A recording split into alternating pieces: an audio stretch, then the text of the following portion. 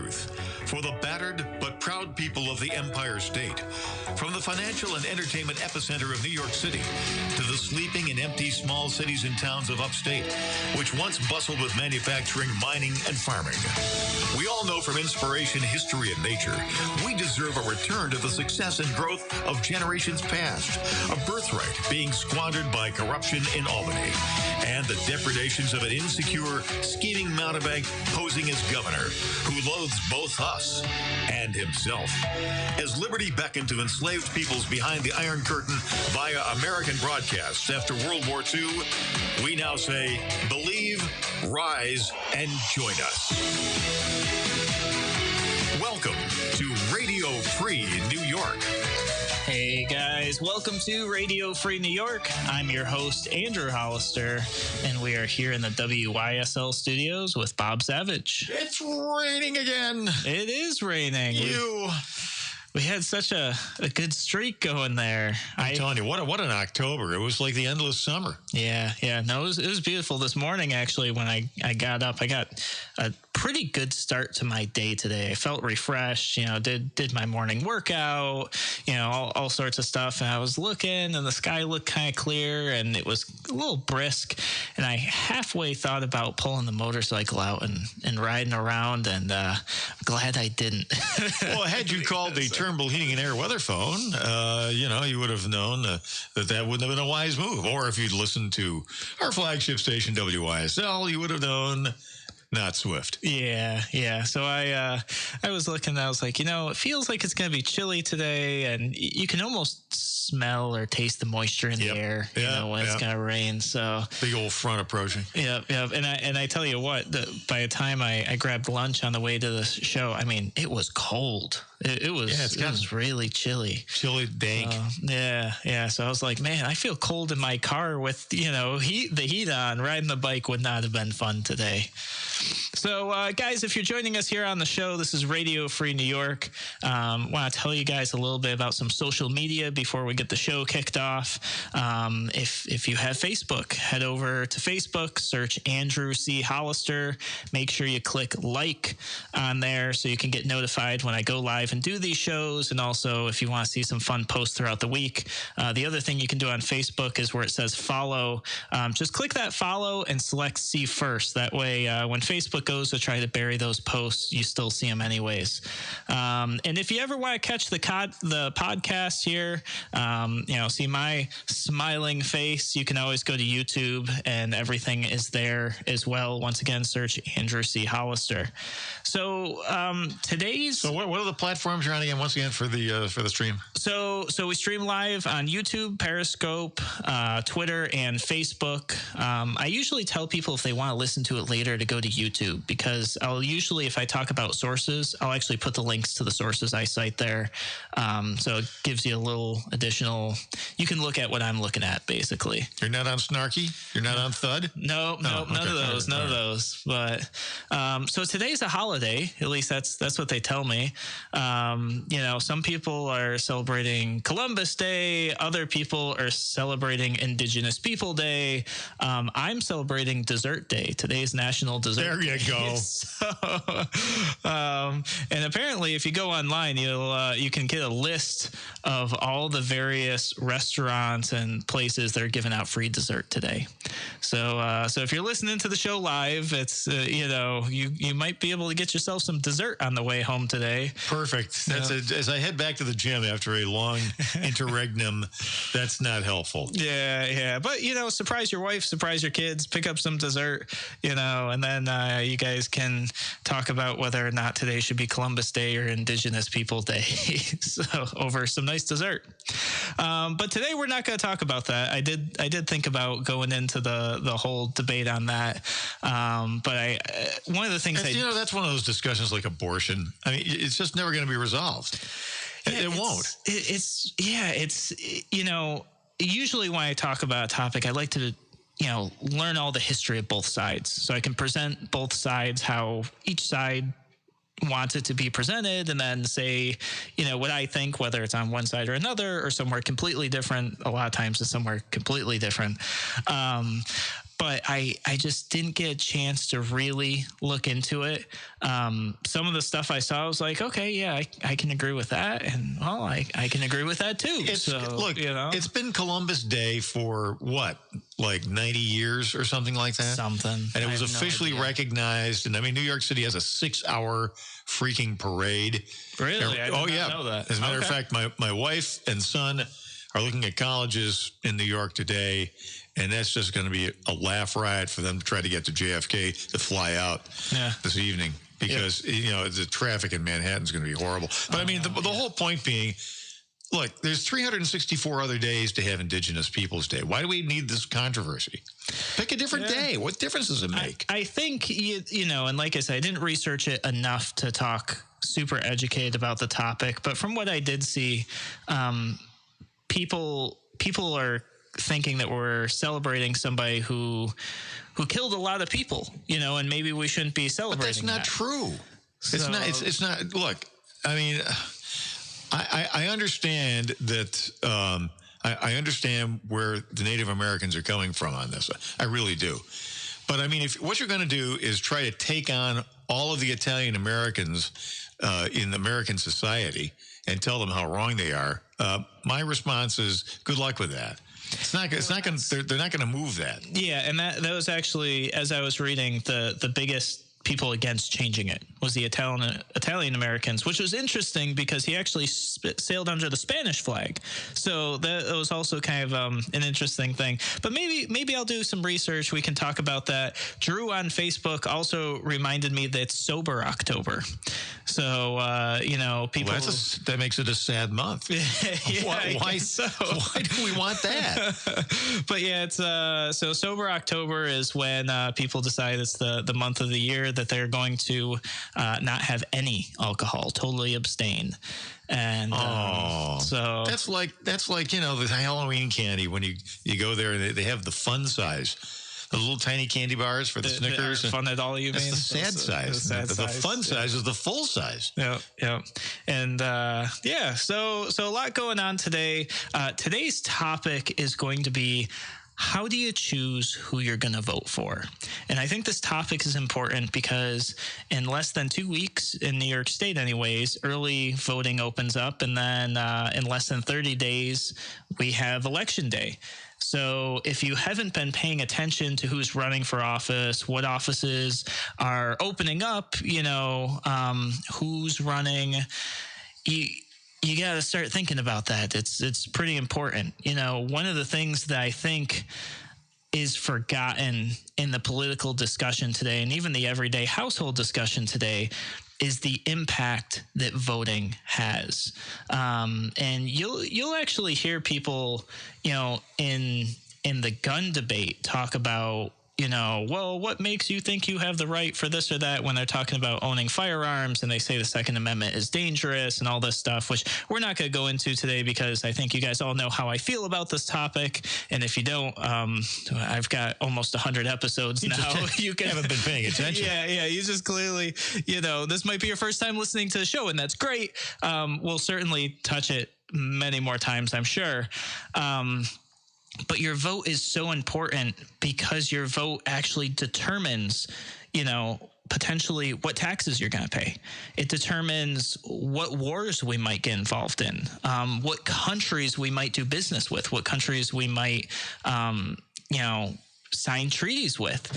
When your vote actually carries, some people say, well, the Second Amendment allows people to die. And I would say that's like terribly misconstrued. It actually restricts the government. But once again, a different topic for a different day. However, your vote actually does determine who will die. It determines who's going to go hungry. Who's going to have a job, who's not going to have a job. Your vote determines who might get sent overseas for a war that maybe you do or don't support. And, those kids might never come back. So when we talk about a vote, I think a lot of times people take it very lightly, like they're just going to the ballot box.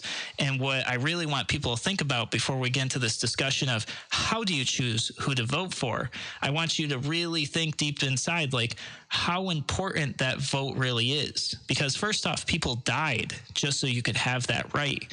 But then a lot of people take it really lightly. You know, you just walk into the ballot box and maybe you vote straight across a line because you just happen to like a party, but you don't actually know each of those individual people who you're voting for.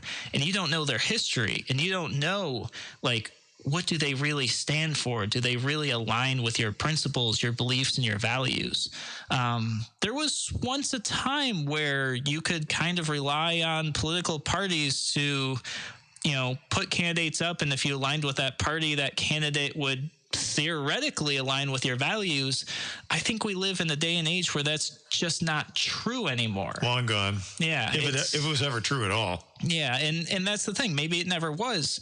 But today I can definitely tell you, if you don't know each and every individual candidate you're voting for, you know, you might be casting your vote totally against your values. So we're going to talk about that. We're going to take a quick break here. When we come back, we're going to talk about how to choose who you vote for in this November's election, right here on Radio Free New York.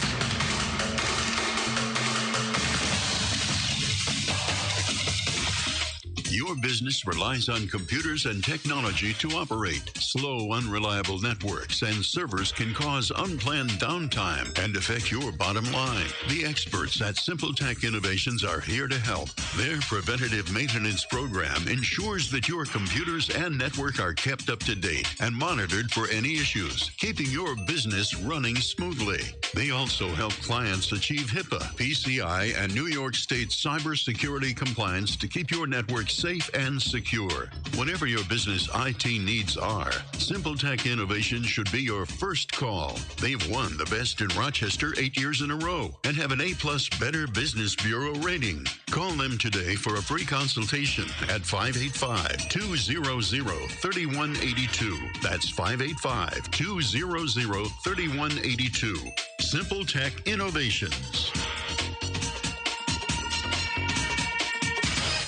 A reminder from a Bateman Monroe County. American bikers aim toward education. Distracted driving is dangerous, so pull over and eat. Don't try to read your mail and newspaper, and stay off your cell phone. Make a mental note to be more alert, making it a habit to expect the unexpected. Remember to look twice. Save a life. Train yourself to watch for motorcycles which are harder to see. Join a BATE, and your family will be protected with a free $4,000 accident policy. Ride safe. Ride free. Ride often. A BATE. If you ride with us. Google a BATE, Monroe County. Why do businesses choose to move their website from Wix and Squarespace to SimpleTech Innovations? Maybe it's customer service or attention to detail.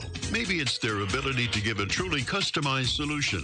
Or perhaps they just like the fact that SimpleTech is a local small business that builds great relationships with its clients. Whatever the reason may be, you can rest assured knowing that the local team at SimpleTech has your best interest in mind when building or updating your website. They're hands-on and love helping customers achieve their goals. But don't take my word for it. They've won the Best in Rochester 8 years in a row and have an A+ Better Business Bureau rating. If your website doesn't match your dreams or isn't achieving your goals, give the professionals at SimpleTech Innovations a call today for a consultation at 585-200-3182. That's 585-200-3182.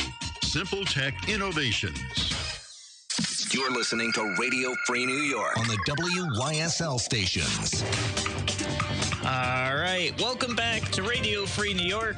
I'm your host, Andrew Hollister, and we're talking about how to choose who you're going to vote for.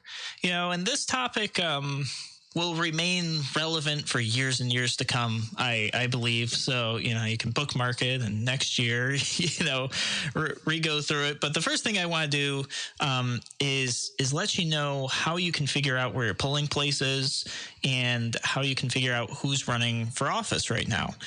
So for me, I live in Monroe County, so I'm going to go to the Monroe County Board of Elections website.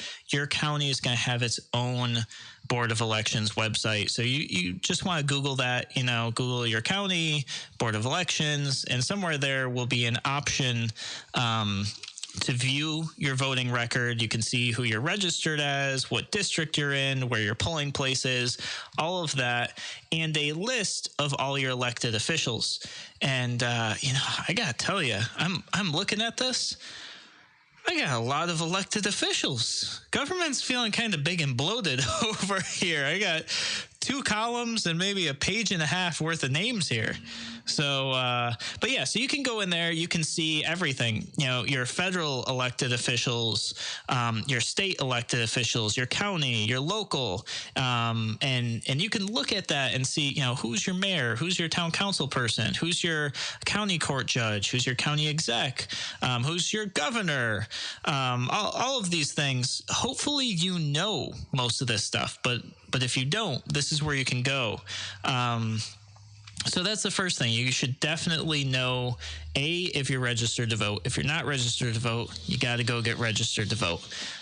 B, who you can vote for and where you can vote for them. Those are very important things. So if you live in Monroe County, I did post the website link right there in the comments for you guys. So you can go there, look up your voter registration form. You put in your last name, your date of birth, and your address, and it pulls up your voting record. If it doesn't pull up your voting record, you're going to want to call Board of Elections and make sure that your voter registration is all in order, because otherwise you might show up on election day and you're not going to be able to vote. So how do you figure out, who you're going to vote for? I'm going to share with you guys my thought process on the way that you should do this. Everybody might have a different way, a different method, but I want to make sure that you guys at least hear, the process I go through, what I think about, what I think you should at least be considering. And then hopefully you have enough time to kind of go through this process yourself, make that decision for Election Day.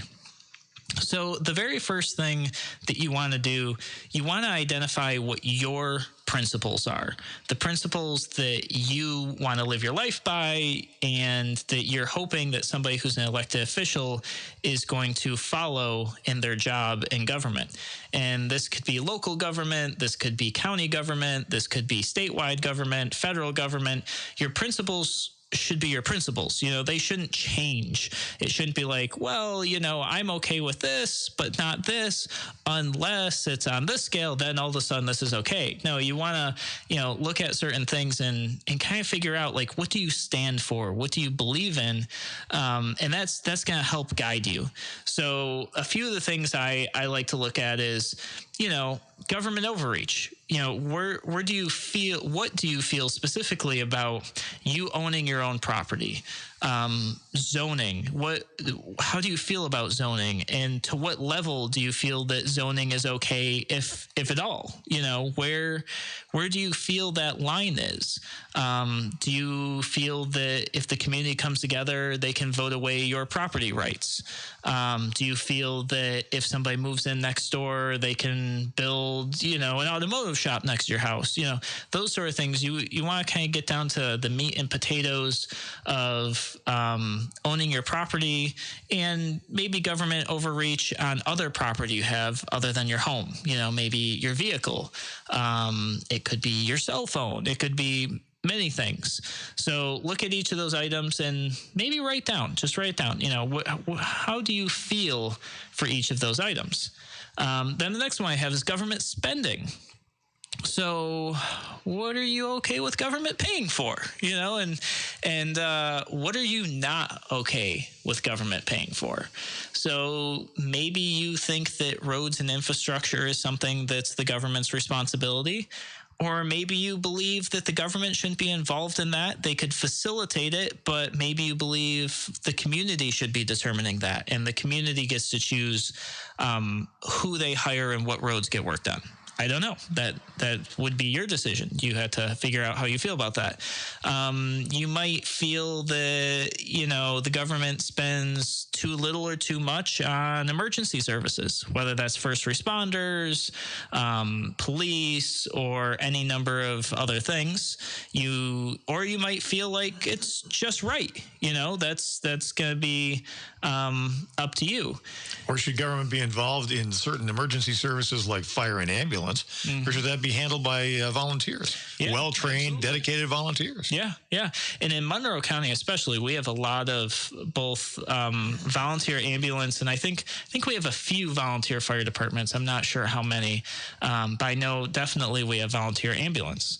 And that's a great point. Maybe you believe that the volunteers can sustain it, and maybe there's no need for a government-ran EMS service. I don't know. That's, once again, your decision. You might feel a certain way about subsidies, which is kind of a form of government spending. But you might look at certain subsidies or all subsidies, and you may say, I think these are great, or you might say, I think these are terrible.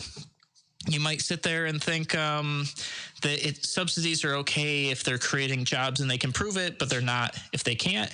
Or you might feel that there's no place at all for government to take money out of one person's pocket and put in another's. And the example I always ask people about when it comes to subsidies, because subsidies can be very emotional, like other government topics, and sometimes people are very for specific subsidies. I personally, I'm not. I typically oppose subsidies. I don't know if there are any that I would support. I guess I'll leave that open-ended, but I'm pretty sure I can't think of any instance where I would support them. But sometimes people say, well, what about, this thing or that thing? It's a worthy cause. It's important to me. It may be important to you. But just always take McDonald's and Burger King and just kind of insert them in your examples and just ask yourself, would it be okay for the government to take tax dollars from McDonald's and then give it to Burger King? Because they're both private entities. One would be getting a subsidy while the other is paying taxes. And if you use that analogy and apply it on top of, subsidies, you'll probably find yourself thinking, ooh, that doesn't sound very good. You could do it with something like eminent domain. Is it okay for government to take away property from McDonald's and put a Burger King there in its place? Like, would that be okay? I'm going to say no. That's just me. So kind of figuring out where you stand on that. You might be one of those people that says, Andrew, you know what? I believe that if McDonald's sold burgers and provided low-income child care, that it's okay for them to take the money from Burger King and give it to McDonald's. You might feel that way. I wouldn't, but that might be you. And if that's how you feel, you should vote accordingly. I'm not going to tell you how to vote. I'm just going to tell you how to arrive to the proper decision for you. Next up on my list is property taxes. And property taxes, I almost have like a little asterisk next to it because I want you to also think about taxes in general and whether or not, elected officials are being honest about the taxes. And, anybody listening to the show is going to think, Andrew, what are you talking about? Of course they're not being honest about the taxes. But that's a sad commentary. Did you make that statement? Yeah. And then we just all kind of sardonically believe that? Yeah. No, it is. And I think that goes for a lot of things in government. But what I mean by are they being honest about taxes is this. We had very recently a tax cut, and this is air quotes for those of you who are listening on the radio and can't see my air quotes, where they were saying, yes, we cut taxes here. Well, let me ask you, how do you cut taxes and the budget's like $12 million higher than the year before? The way you do that is you increase taxes somewhere else. You either shift the burden a little bit. Maybe you've cut the tax rate. Let's talk about property tax now. Say you've cut the property tax rate, so it's a lower percentage. Oh, we've cut taxes. That's great. How'd you collect an extra couple million on that tax you cut? Well, the assessments went up. Oh, so you cut taxes, once again, air quotes here, but the taxpayer is not paying less. They're actually paying more because the assessments were raised. So you have to look at these situations and really look at the honesty in anybody. I don't care what party, Democrat, Republican, Green, Independent, Libertarian Party. Keep the Libertarians honest as well. You know, when somebody says something, really look at it and just ask that question. How is it possible that you cut taxes, yet you're spending more every year? Every year that you cut taxes, you're spending more. I don't know that there is anywhere in New York, and maybe somebody's listening to the show who knows this. So if you're listening to the show, 585-346-3000. Once again, the number is 585-346-3000. You know, do you know of any counties in New York State that year after year have actually reduced their budget below the year before instead of increasing it the following year? I suspect the answer is no, but maybe somebody's done it. Maybe somebody has. I don't know. I'd be interested in knowing. So, guys, we're going to take another break here. When we come back, we're going to go through a few more points here, a few more things that you need to think about when you go to the voting booth to see who it is you're going to vote for. Talk about more on Radio Free New York.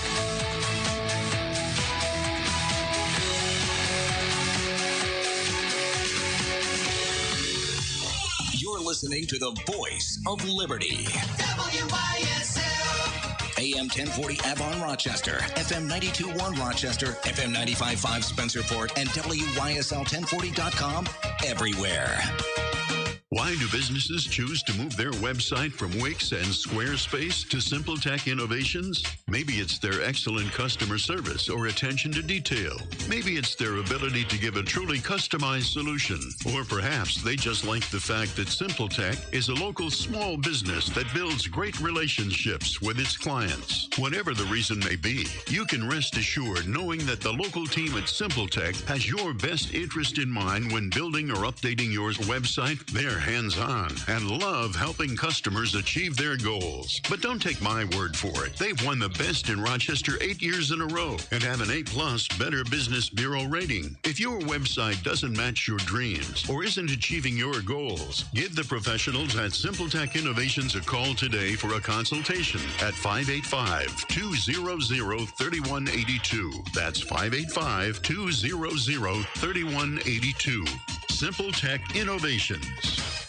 Avon Gun and Hunting Supply, a locally owned and operated gun shop specializing in pre-owned firearms and repairs. Get your rifle, shotgun, or pistol serviced and tuned before you take it to the field. Open daily. Avon Gun, East Main Street, between the Bank of Castile and Charlotte's Web of Odds and Ends. Your business relies on computers and technology to operate. Slow, unreliable networks and servers can cause unplanned downtime and affect your bottom line. The experts at SimpleTech Innovations are here to help. Their preventative maintenance program ensures that your computers and network are kept up to date and monitored for any issues, keeping your business running smoothly. They also help clients achieve HIPAA, PC, state cybersecurity compliance to keep your network safe and secure. Whatever your business IT needs are, SimpleTech Innovations should be your first call. They've won the best in Rochester 8 years in a row and have an A+ Better Business Bureau rating. Call them today for a free consultation at 585-200-3182. That's 585-200-3182. SimpleTech Innovations. Radio Free New York on WYSL. AM 1040, FM 92.1, and FM 95.5 West. All right. Welcome back to Radio Free New York. I'm your host, Andrew Hollister. We're talking about how do you choose who you're going to vote for. You're going to have local candidates, county candidates, maybe some state candidates. How are you going to choose which one of them earns your vote this November. So we're just going through some ideas here. First, about what principles you stand for, what principles you want your elected officials to abide by, and where we left off was taxes. And just talking a little bit about, when we talk about taxes, elected officials, they do this shuffleboard game where they're just shuffling it all around. Where's the taxes? Where do you pay? Who knows? This whole game here. And then they'll tell you at the end, even though you paid maybe $100 more this year than you did last year, that somehow magically they cut taxes. And I'm here to tell you that the only way to cut taxes is to cut spending.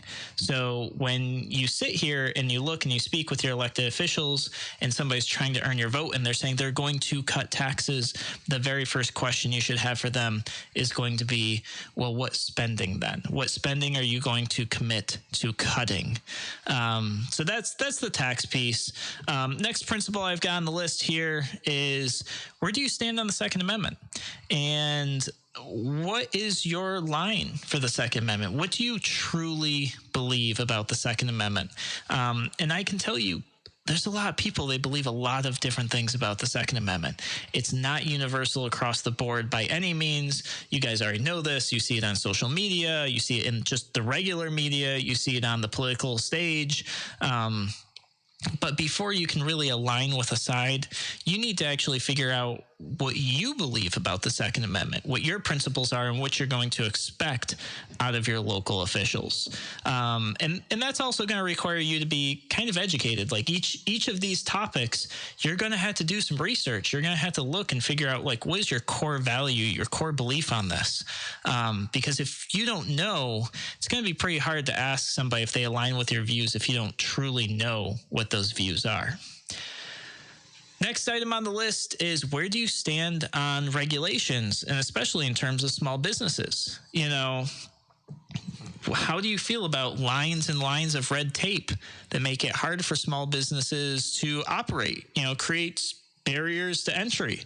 And are you looking for a government official who is going to try to create grants and loans, small business grants, small business loans, to help lift them up and over those hurdles? Or are you looking for an elected official who's just going to eliminate those barriers so those grants and loans aren't necessary?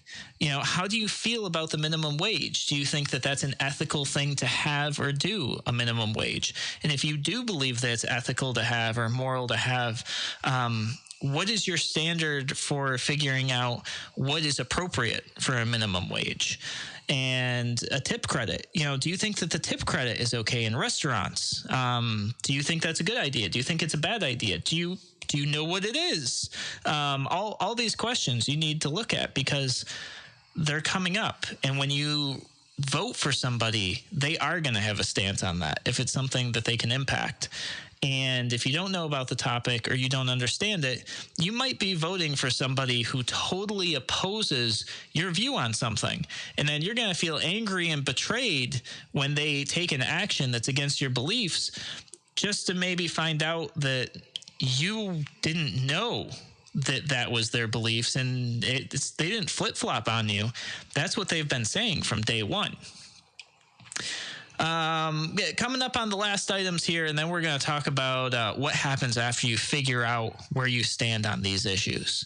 So the next one is, where do you stand on government force and violence? And I know for some people this is really hard, because when they hear that, they automatically think that that's an anti-cop question or an anti-military question.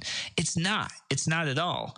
The question is about government and government officials, not the police, not the military. The question is, should we be involved in wars at all where there is no aggressor against us? So this isn't like, do you support the military? Do you not support the military? This is, should we as a country interfere with other people's lives, especially when we're not asked to? But if if we're not a part of it? If we're not having aggression towards us, should we be a part of that? Some people say, yes, we need to be the policemen of the world. Other people say, no, it's not our right. It's not our responsibility. Other people say, hey, if we can help people, we should. So you have to figure out, where do you stand on that issue? Because if you don't know, it's going to come up, and then you're going to have to make a split-second decision. And decisions made, on the fly without good research and stuff usually aren't the best. Maybe you get it right here or there, but you don't know for sure. And this goes to things like, a statement that I see very often about our war in the Middle East. Should we be sending children to die over things like oil? Is that something you believe in? Do you feel that that's what's happening?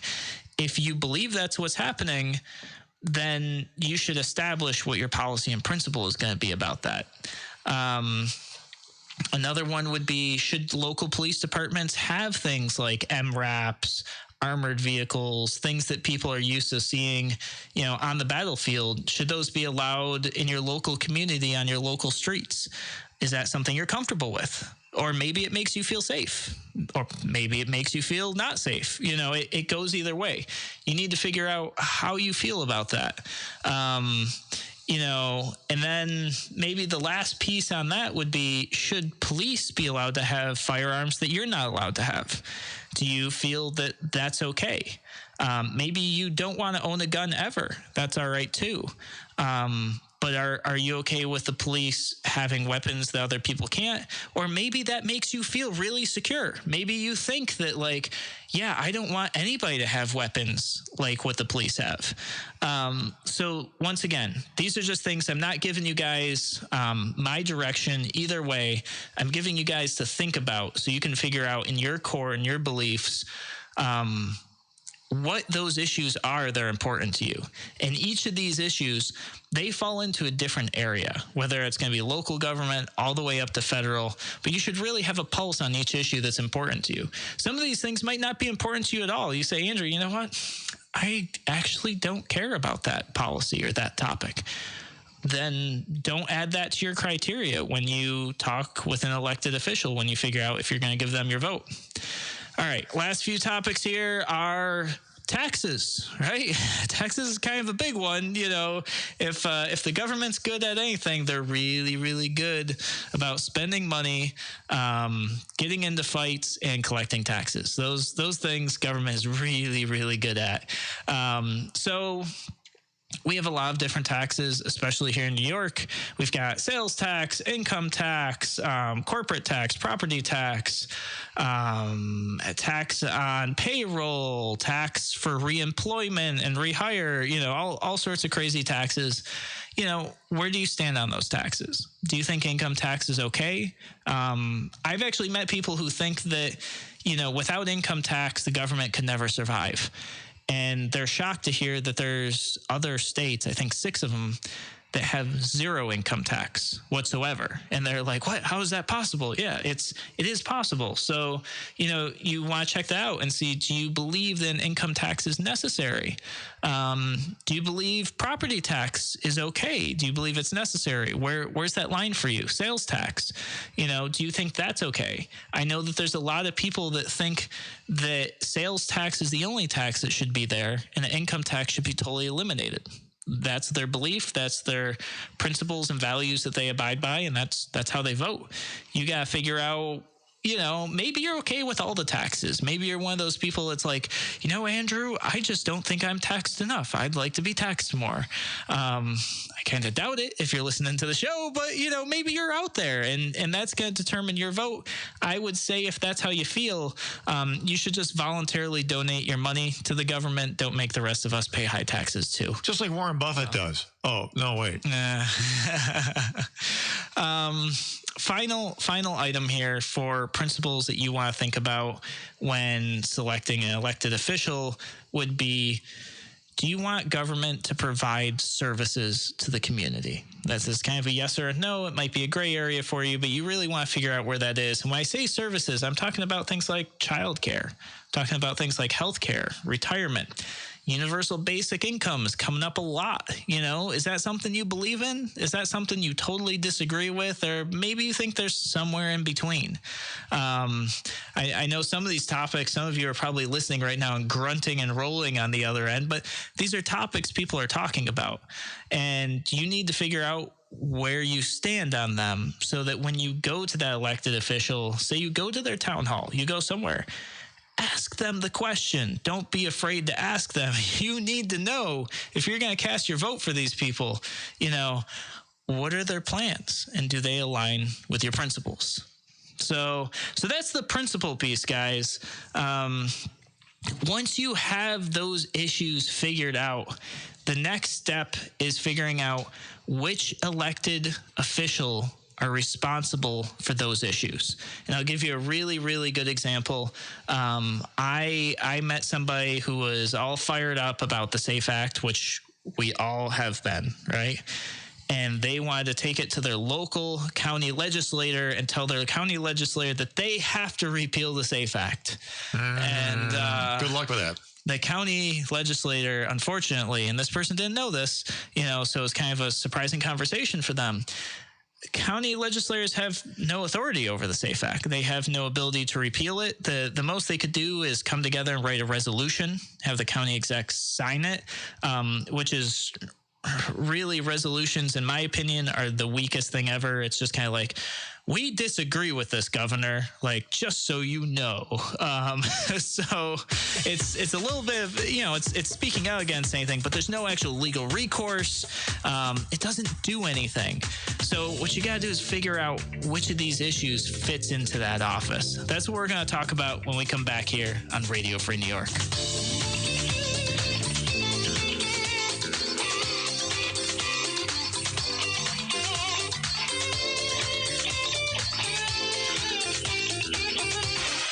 Your business relies on computers and technology to operate. Slow, unreliable networks and servers can cause unplanned downtime and affect your bottom line. The experts at Simple Tech Innovations are here to help. Their preventative maintenance program ensures that your computers and network are kept up to date and monitored for any issues, keeping your business running smoothly. They also help clients achieve HIPAA, PCI, and New York State cybersecurity compliance to keep your network safe and secure. Whatever your business IT needs are, Simple Tech Innovations should be your first call. They've won the Best in Rochester 8 years in a row and have an A+ Better Business Bureau rating. Call them today for a free consultation at 585-200-3182. That's 585-200-3182. Simple Tech Innovations.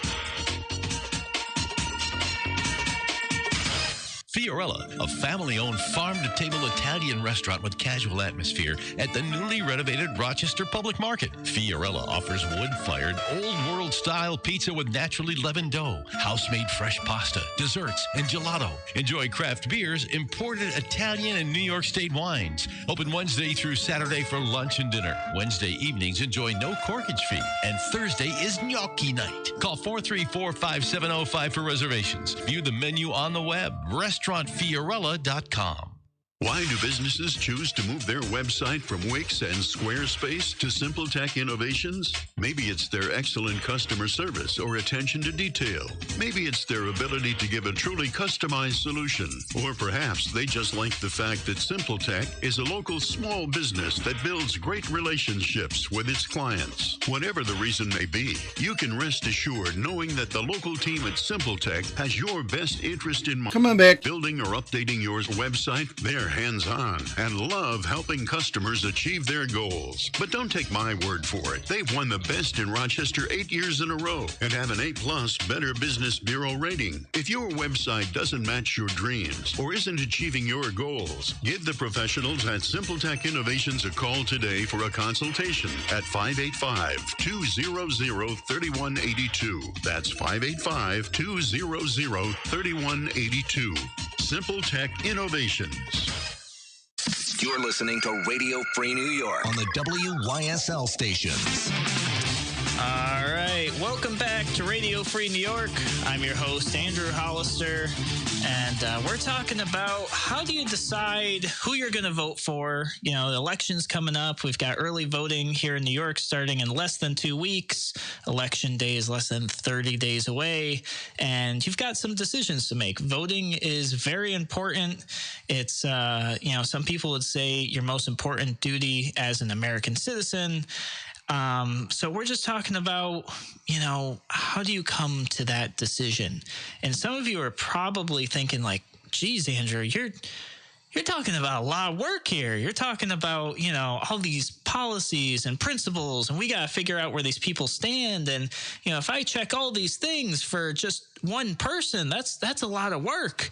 And, the answer is like, yeah, but voting is that important. That you should be doing that. And, if you're waiting until now to do it, you've probably waited a little too long.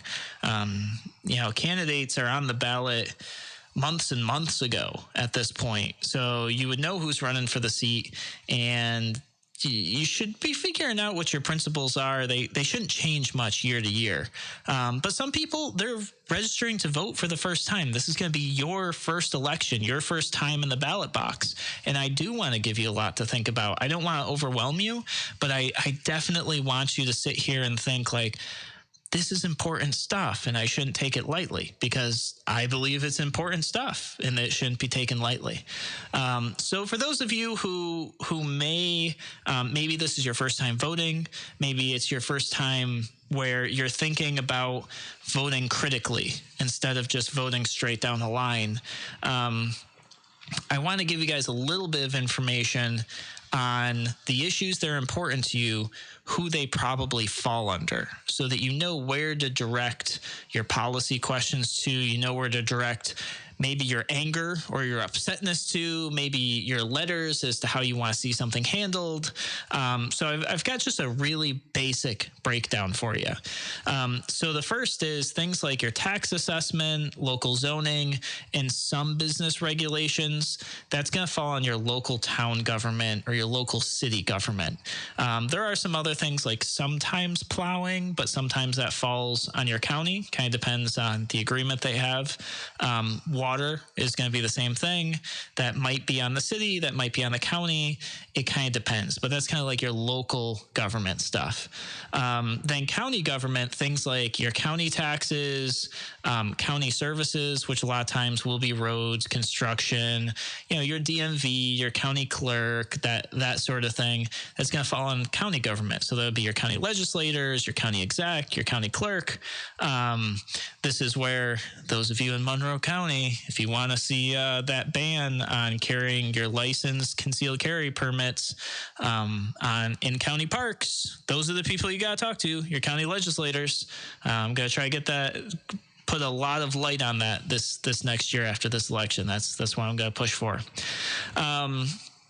Next is state government, right? So there you have state income tax, minimum wage, licensing, things like the SAFE Act, your pistol permits, marijuana legalization, all sorts of stuff like that. A ton of unfunded mandates that, in my opinion, are wrongly pushed onto your county and local governments. All of that comes from state government. So people like your assembly people, people like your senators, like those are the people that you need to go on your Board of Elections website, find out who that is, pick up the phone, call their office, sit down and write them a letter, that sort of thing.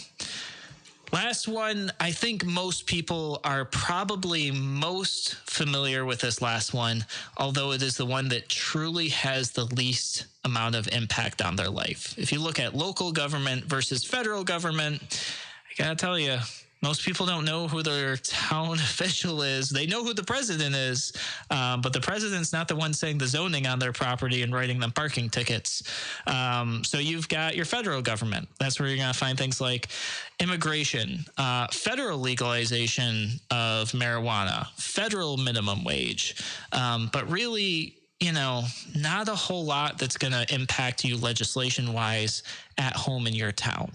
But if you're upset with immigration or you're upset with a federal policy, You guys all know where to go for that. It's no secret. I think most Americans are pretty familiar with who their president is at any given year in any given election.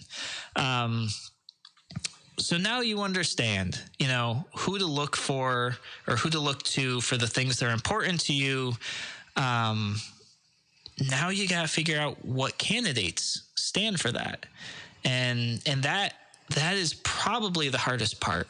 Sitting down and figuring out what your values are, that's something that you can do, right? And even figuring out, okay, if I'm upset about zoning, who do I go to? That's pretty easy to do. But then figuring out what candidate actually aligns with your values is much more difficult. And especially on the smaller, more local level stuff, it can be even more difficult if there's no media coverage of the race, which small candidates and small districts don't typically get a lot of media coverage. If they're not an incumbent, they have no history to vote on or to look back at what they voted on in the past. So step one is, you can Google their name, but maybe nothing comes up, So the next thing you got to do, you got to check the campaign website. Go check out their social media. Maybe their personal social media is open. Maybe it's not. Any candidate that is really serious about it is going to lock down their private or their personal social media. If they haven't, they probably don't have a team helping them out, which could be okay, but that could also be like a sign of like, well, people aren't supporting this person. Why? And it might be because they want the right thing. That's a possibility. The next thing you want to do, if they are an incumbent, go to your town or your county website and start pulling up the minutes from the legislative sessions that they participated in. And this is really, really important. See what they voted on, see if they brought anything up, see what bills they've sponsored or what legislation they've sponsored, what zoning changes they've sponsored, what funding they've sponsored, and what they voted on. That's really, really important. And I'm going to share a little secret with you guys. Don't bother looking like 6 months before the election, because like almost no legislative bodies do anything like 6 months before an election. They don't want to upset the people. They don't want to give the media anything. They basically lie low, and you can look through minutes and they all show up and they vote to postpone till the next meeting. Like a lot of nothing happens. So look a little bit further back and you'll see the meat and potatoes of what's really happening. Really important thing is to go to those local town halls. If that person is running for office, hopefully they're hosting a few public forums, sometimes at your local library, maybe at a local park, maybe a local restaurant. Go there, show up, ask those hard questions. Don't be confrontational. Don't come off as somebody who's trying to be angry and aggressive or that sort of thing. Yeah, you have to be respectful. Absolutely. And usually, if you're going to ask questions too, Andrew, as long as we're at it, you're going to have to get on the agenda. Typically, sometimes, yeah. I think the way that, because they try to streamline these meetings and keep them moving along, and if anybody can just shout questions from the audience, it gets to be kind of chaotic. Yeah. So usually you'll have to submit, you'll have to request to get on the agenda, and they'll probably ask you what you want to talk about. Mm-hmm. I mean, you can make the argument that that's unconstitutional. You should just have the right to participate. There should be a public comment period, and sometimes the other thing too, know what form of government your county uses, because there are different forms. Mm-hmm. Sometimes it's a board of supervisors, and sometimes it's a county legislature, like in Monroe. Yeah. Yep. And there's many different. There's things like town supervisors versus mayors. There's certainly each town and city and county will have a charter, and that'll kind of determine the function and how that body operates. So that's very important. One of the most important things I want to bring up, though, is, I'm giving you guys all this information, and you're thinking in your mind, okay, I know this person's run for office. I'm going to try to figure out this, and this person's run for office. Make sure you do the same for their opponents. And the reason I say that is, I've been interviewing a lot of candidates this year, a lot of them. Some of them libertarians, some of them Republicans, some of them Democrats, some of them conservatives, Green Party, all across the board. And you would be really surprised at where some of these people stand, which seems to be very different than the party that they're associated with. Very different. And it's really important to look at what they stand for and then also look at what their opponents stand for, because you may find that the opponent is actually a person you align with more. But like and it can be really surprising. You know, I had a couple interviews that I was like, this person's not registered to the right party at all. But that's the point, you know, is going out and seeing what these people really align with. And if you do compare them side by side, you're going to find something. You're going to find that by and large, they agree on a lot of the issues, and that there's going to be a small portion of the issues that they disagree on. They also will agree on certain issues, but their path to success or resolving the issue could be different. And what you want to assess as a voter is, do you think that that path is the right way to solve that problem? And are you okay with the things that those two people agree on? Or are you not okay with those? And how do you feel about the things they disagree on? Does that take you one way or the other? You know, I've had elections where I didn't vote for either of the candidates. I wasn't happy with either of them. So I left that line blank on my ballot. That's an okay thing to do. And, you know, it's your vote. So put your name behind the person that you think is best for you. Guys, thank you so much for joining me. On Friday, we're going to have District Attorney Sandra Dorley with us. So I hope you join us then. Have a great day.